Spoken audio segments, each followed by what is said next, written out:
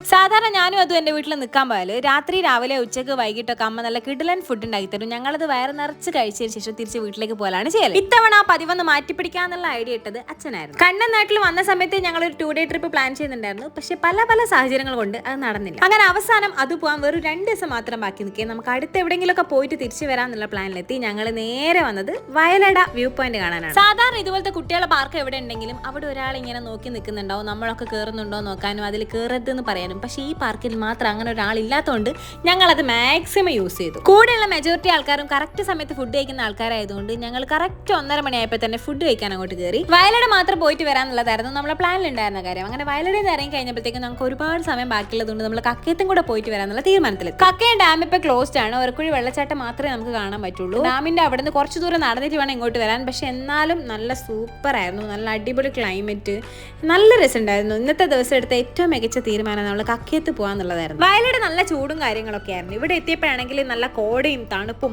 ഇത് കോഴിക്കോട് ജില്ലയിലാണോ എന്ന് വരെ എനിക്ക് സംശയം തോന്നിപ്പോയി. കക്കയത്ത് ഞാൻ ആദ്യമായിട്ടാണ് പോകുന്നതെങ്കിലും ഇവിടുന്ന് ഈ കാര്യങ്ങളൊക്കെ പറഞ്ഞു തരുന്ന ഈ ചേട്ടനെ എനിക്ക് മുമ്പേ പരിചയമുണ്ട്. കാരണം പല വീഡിയോസിലും ഞാൻ ഈ ചേട്ടനെ കണ്ടിട്ടുണ്ട്. ഈ കല്ല് നോക്കിയാൽ മനുഷ്യന്റെ മുഖം ഉണ്ട് എന്നൊക്കെ ആ ചേട്ടൻ പറഞ്ഞിട്ടുണ്ടായിരുന്നു. പക്ഷെ എനിക്ക് എങ്ങനെ നോക്കിയിട്ട് ഒരു മനുഷ്യന്റെ മുഖമായിട്ട് കണക്ട് ചെയ്യാൻ പറ്റുന്നുണ്ടായിരുന്നില്ല. ഇവിടെ ക്ലോസ് ചെയ്യുന്നതിന്റെ ഒരു 1:30 മണിക്കൂർ മുന്നെയാണ് ഞങ്ങൾ ജസ്റ്റ് എത്തിയത്. പിന്നെ അവിടുന്ന് നടന്ന് ഇങ്ങോട്ട് എത്തുമ്പോഴത്തേക്കും നല്ല ലേറ്റ് ആയിട്ടുണ്ടായിരുന്നു. എനിക്ക് അവിടെ നിന്നിട്ട് മതിയാവുന്നേ ഉണ്ടായിരുന്നില്ല.